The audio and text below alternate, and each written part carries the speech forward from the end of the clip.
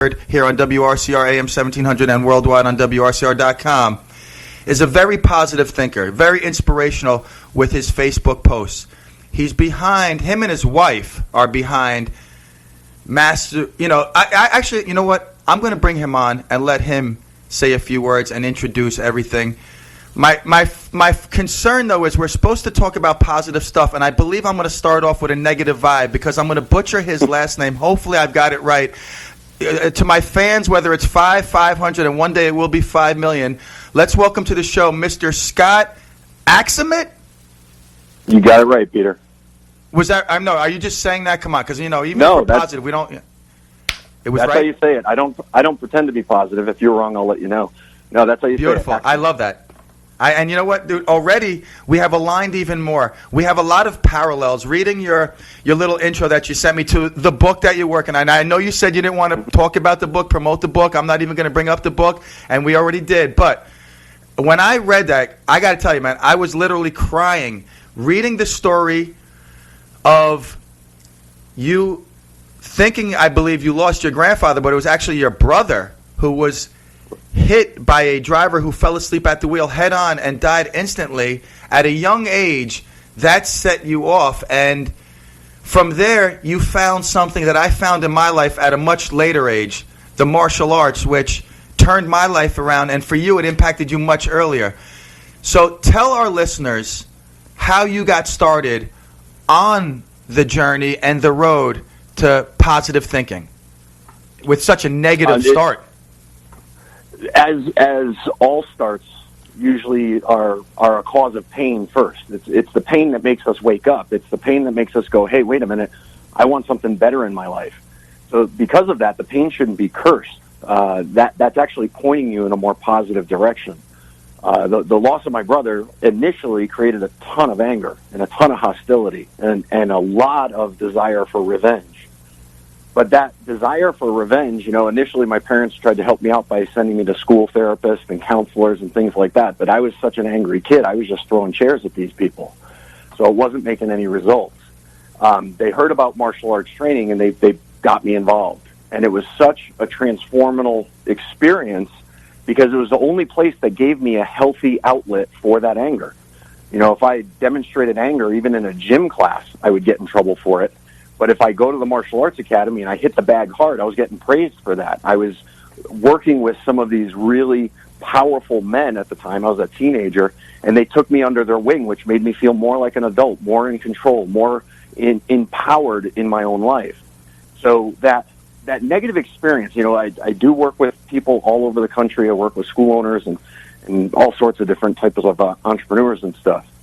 And oftentimes they'll talk to me and they're like, look, this is Mastery of Positive Thinking guy. I got to be positive right now, even though I'm really frustrated. So they pretend to be positive. And that's a really, really destructive thing to be doing. If you do not express the genuine emotion that you are having, then that emotion is going to continue. So the mastery of positive thinking doesn't start with always sunshine and rainbows and being happy, happy, happy. It's an awareness of when you're feeling negative and the desire to make the feeling positive the number one desire that you have in life. And if that's your true intent, I want to feel good right now, I don't want to hold on to this negative emotion. Then when you recognize you're in a negative emotion, it gets you to start looking for the positive outcome. Just like, like you said in the intro, the losing of my brother left me with this massive amount of pain and negative emotion. But it also led to the vehicle which created the forgiveness and created the understanding and actually gave me my entire career. I truly believe that God, the universe, the spiritual realm, does not take anything from you ever. They point you in a new direction. And yes, you do suffer what feels like loss. But however great that loss is, there's a greater benefit that comes from it if you're willing to open up and look for it. Yeah, on my second show, I had two fathers who lost their kids, and they both have started great organizations that actually one Harper's Law just got passed, I believe, or it's on the governor's desk that, it's furniture, things tipping over. One of the kids was killed when a piece of furniture fell on her, and these fathers talked about their message, and like you said, the negative experience of losing their kids, and now several years later, the positive that has come out of that. And it's hard to say that, I mean, it's like wow, you're saying something positive come out of losing a kid, but whatever force has brought you here, and part of it is mastering the positive thinking, like trying to hold on to the positive messages. I want to go back to the martial arts, though, for 1 second. Sure. Along my journey, I met an Israeli when I needed it most. I was 25 years old. At that point, just a total loser, heading, like you said, drugs already, jail in and out of, and probably heading for death a few years down the road. I met an Israeli who gave me tough love. Now, one of the greatest things in my life, and I attribute the success that I am, and I'm not saying financially, just that I look at myself as a success in my eyes, is that experience with Shihan Modi Harnstein, the tough Israeli, the tough love. But I know along the journey, there were many times that I wanted to give up, whether it was after I got knocked out, waking up in a hospital, or getting tapped out from someone who I know truly wasn't at my level, or getting beat up just in sparring class, or exhausted to a point where training was just not fun anymore. Holding on to that journey, not even thinking along the way that I'm creating positive thoughts, and then attaining that black belt and even beyond was quite a struggle for me. I mean, really, and it defeats a lot of people because, as you know, as a multi-dimensional martial artist who's tasted a lot of flavors of martial arts, most people don't make the journey. They quit early on. What was your journey under the Greek? You trained under a Greek.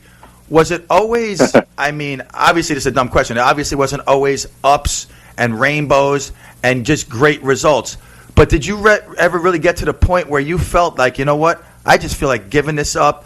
And at that point, you would have just probably thrown in your whole life because this was what you were clinging on to. Dozens of times. In the process of trying to get my black belt, there was tons of times that I wanted to give up. That's a part of the process. If you don't come up against something that makes you want to quit, it's because you're really not challenging yourself. You're not pushing yourself for growth. And we naturally have those desires to grow, so we're going to put ourselves in those environments to test who we currently are. And once you fail in those tests, you recognize what your faults are, and that's the opportunity to expand from that. So, that's the whole part of the message. And it doesn't matter if it's a martial arts message or you're playing tennis or you're trying to raise a teenager. You're going to come up against these things that make you aware that you need to grow in a certain area. That's the value. So when did you become fully aware, Scott, that all of a sudden, like when was that moment where you said to yourself, wow, I have to start channeling more of this positive stuff and start shedding this negative stuff? Because like you said, you were dragging along negative feelings, harboring hate. All that is just a negative vibe, negative circle. I know when I was suicidal, I reached the lowest point, and God, the forces of whatever, it just hit me right there and said, you know what, you're going to change things around and you're going to become the person that you were and even better and beyond. Where was that moment that you really realized that I'm going to cling on to this message, I'm going to absorb it, inhale it, and eventually spread it? It wasn't an acknowledgement, meaning I suddenly had a new thought. It was a new feeling that I had. And really, what I try to do with my entire messaging is help people get these feelings that help them grow. For me, it happened when I finally earned my black belt. It was during the black belt test. At the end, we had this little celebration where we all got to hang out, and I felt like a part of this tribe. It was a really powerful feeling of, I made it, I'm a part of this group that I love and respect, I'm officially a member. And that initial feeling lifted my energy. It lifted my emotional state from some of that anger. And what's ironic is I was on the way home from that black belt test, and if you ever had the feeling of autopilot where, you drive the same way to work every single day and you mean to go in a different direction because you're going to go to the store, but you end up going to work anyways, that was the feeling that I was driving home from. And as I'm doing this, my side view mirror clips the mailbox. So I get out and I check the mirror. There's no damage. Let me check the mailbox. When I went up to it, it was the mailbox of the guy who killed my brother. Now, I had been using this as fuel the entire time of my training, saying, I'm getting revenge on this guy. I'm gonna earn my black belt, and I'm gonna beat the hell out of this dude. And so here I am. Which we all know that's not what martial arts is about, but you obviously misguided in some thought along the way. Well, revenge is a natural feeling when you go through something like that, and it does need to be expressed. Luckily, I did most of my expression on a heavy bag and in a class. But when I got to that moment, I walked up to his door thinking that I was going to implement some of these techniques and get my revenge. But I felt something for the very first time. I felt a feeling of forgiveness. That feeling is what elevated me to the point where I said, I got to study this. I'm excited about learning more about positive thinking. My instructor was always pushing books on me. You know, read about this, read about this, read about this. It's going to help you with your performance. It's going to help you become a better athlete. But at that moment, I really fully embraced those ideals. And, you know, since that time, I've read thousands of books on the topic. But it's not, that's the challenge with this. It's not the information that teaches you. It's the feeling that you get from the exercise that'll help you develop positive thinking. Let me give you one analogy, if I may. I had a student way back when I first started my career. His name was Matty. And Matty, the best word to describe Matty is sweet. He was a sweet little boy and always came into the school totally filled with energy, really happy-go-lucky. It just brightens up the room anytime the kid shows up. One day he comes into class and he's not feeling that way at all. This kid has got a heavy, dark cloud over him. So I talked to the mom and I said, what's going on? Oh, he's getting bullied, and it's really bad. I mean, these kids are giving him the real harassment. And I ask and I work with him, and I gave him a lesson, we call it the 3 warnings, about what to do when people are verbally attacking you. And it was a self-defense lesson of giving 2 warnings and then being prepared to defend yourself if needed. Now, the lesson itself doesn't work 100% of the time. But what's interesting is if they get the feeling right, then that works 100% of the time. So I went through this training with Matty. I trained him on his body posture. I trained him on his voice tone. I trained him on how to stand, and I could really see that dark cloud lift from him. Well, he went to school the next day, and when he got to the academy, I said, so what happened? What's going on? He goes, nobody bothers me anymore. This is awesome. And he was back to his old self. I'm like, wait a minute, they just completely stopped bullying you? Yeah, I didn't even have to use this stuff. Thanks, Mr. A. And he was just feeling really great and back into his normal state. And what he did is he tapped into a confidence level that I call his higher self. He felt that I'm valuable and worth protecting. And he brought that on the bus that day. And walking in there with this vibrational energy of I'm valuable and I'm worth protecting, I'm a powerful being, nobody picks on that. Nobody attacks that. It rubs people wrong to even think of destroying that. So by showing him how to feel that emotion, we actually solve the problem. It's the emotion that gets us the solution, not the action. Good stuff. Well, listen, we're talking to Scott Aksamit. Is that correct again? I may have changed it this second time around. It always gets me nervous when I'm about to throw it out. The force, along with his wife, behind mastery of positive thinking. And I myself am a positive thinker. I try to surround myself in positive circles with positive vibes. But along the way, life's challenges and mayhem sometimes bring me down. I know I had a breakdown a month ago that some people probably look at me in a different light, and unfortunately, it is what it is. What are some of the more prevalent challenges that you see with adults? Like, some of the obstacles or mayhem that they face that doesn't allow them to stay positive? Well, let's start with the topic of dealing with difficult people. Oftentimes when we're dealing with difficult people, these are people that are in our lives that, they could be a family member, they could be your boss or your employee or whatever, and you go through these difficult, challenging times. Now, what a lot of people will do during these situations is they put all the energy on, I got to change this person. I got to stop my teenager from doing the action that they're doing. I got to make my employees work harder or show up on time. I've got to change who they are in order for me to be happy. And that thought process alone is one of the greatest causes of struggle for people, because you can't change other people. You can't force them into doing things that you want them to do. And to put all of your happiness and all of your power into somebody else, if you change, then I'll be happy, is one of the most disempowering states that you could ever be in life. You have to take control over your own emotional state. You have to have a level of appreciation where self-love is where you go to before you try to make a change in anybody else. And what's interesting is if you do guide that way, if you do put your own individual mood, my wife is great at this. We're raising teenagers. We go through all sorts of struggles. And when the teenagers are giving you these unbelievable, irrational situations, by controlling your own emotional state, you keep the calmness and the love as the first go-to position in the discussion. So if you think about trying to deal with, let's take employees, for example. If you're having a challenge running your business and motivating your employees to do things, it'd be more helpful for you to tap into your own power as an entrepreneur, your own feeling, to feel appreciation. I'm so glad I'm a business owner. I really feel powerful in this role. I'm excited to be in this role. And from that emotional state, your mind starts to work in effective ways where you come up with ideas, where you come up with tips and strategies and tools and even games that are going to help you get the thing that you want to get. But if you're not in the right emotional state, your brain shuts down. That's where the combative energy comes from, the fight or flight. As a martial artist, that the greatest martial artists are not in a fight or flight mindset when they're competing, when they're actually fighting. They're completely calm. They're serene.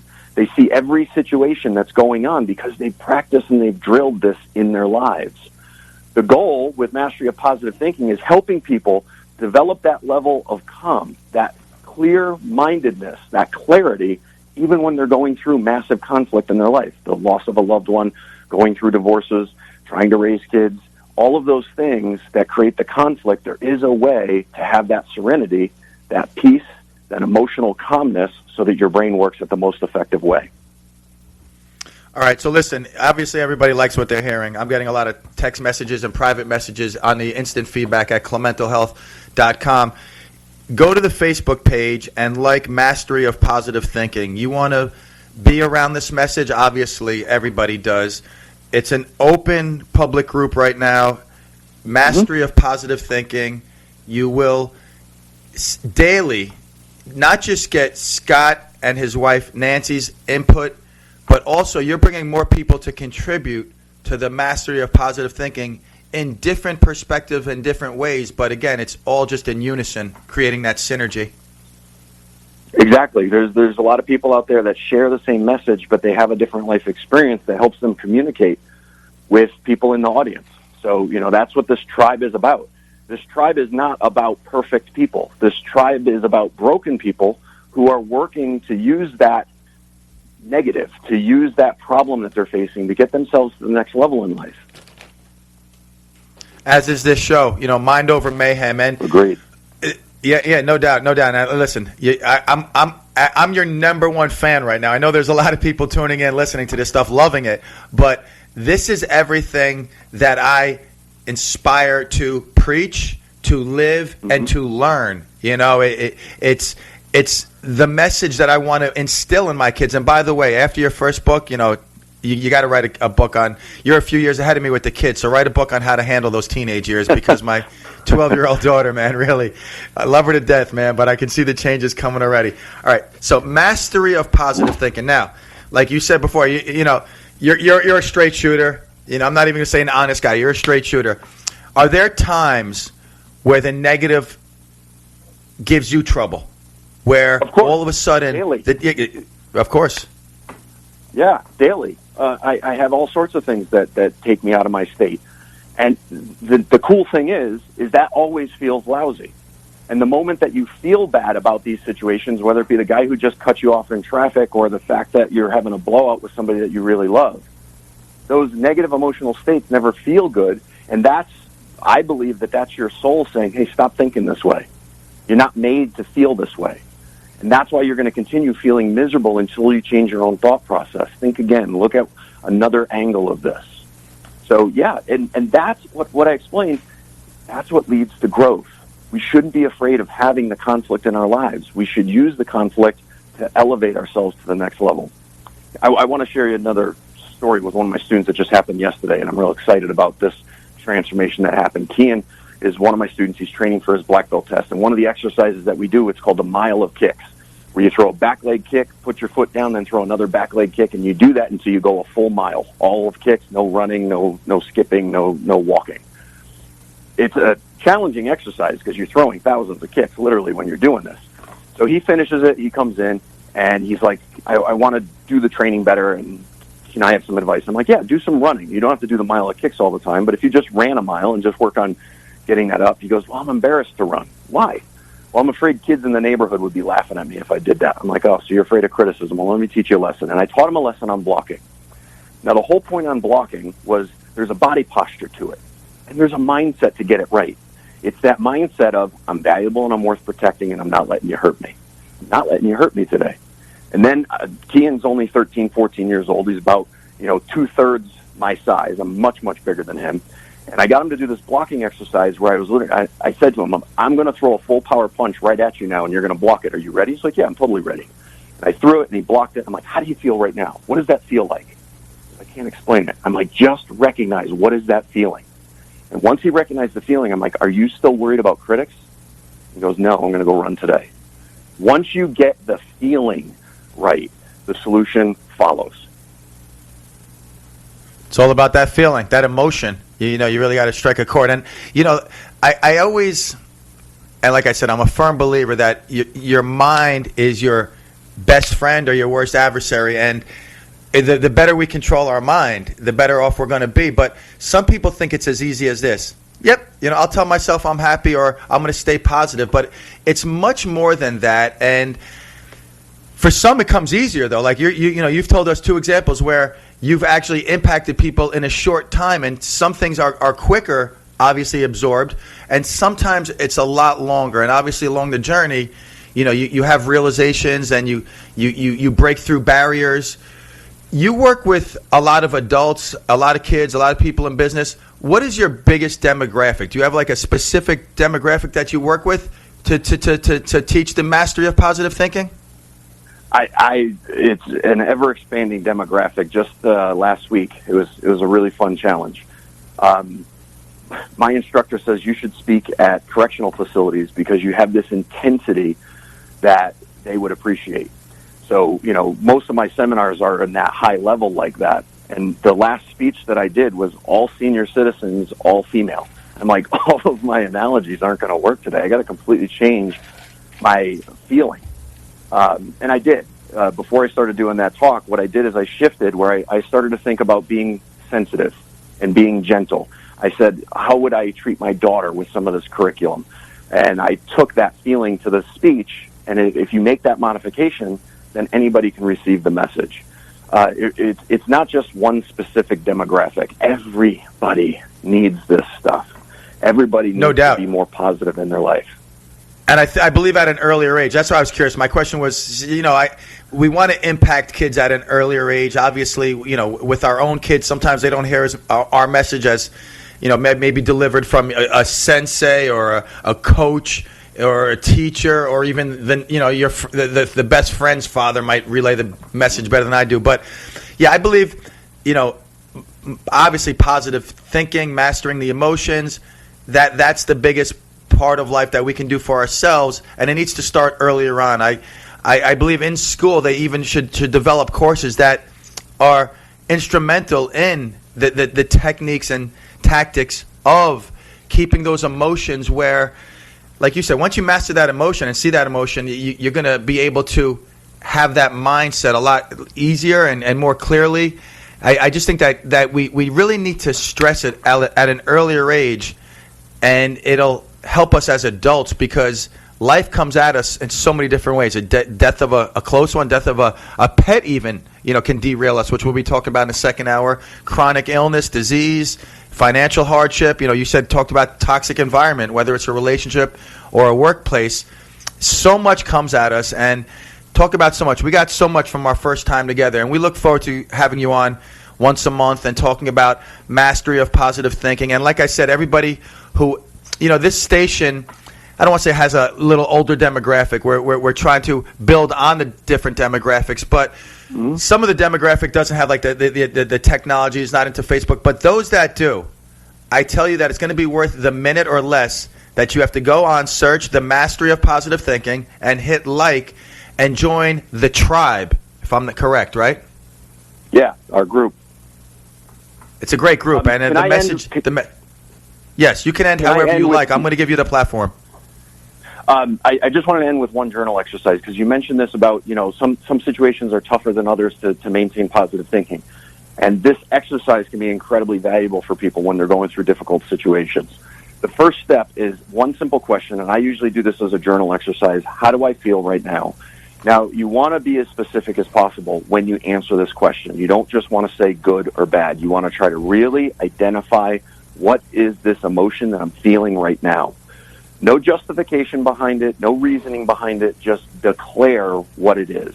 Now, the moment that you declare what that emotion is, it puts it under a level of control. You now have control over the emotion, because you could point to it and you could say, this is what it is. Now, the minute that you can point to it, now you know where you are on the map, and you can get out of there by saying the next question, which is, how do I want to feel? And once you identify that, it's usually, polar opposite from what you're going through at that moment. And the second that you point in a new direction, this is how I want to feel, you will feel an amazing relief happen from your emotional state. And the reason this happens is because you shifted your focus. If you try to shift your focus while you're still in that negative emotional state, then the negative emotional state is going to maintain. And that's the reason for declaring. Right now I feel really frustrated. And then you get to the point, well, how do I want to feel? I want to feel at ease. Now you pointed yourself in the right direction. You're getting yourself on the map so that you could give yourself a path to get out. That should help until the next time we meet.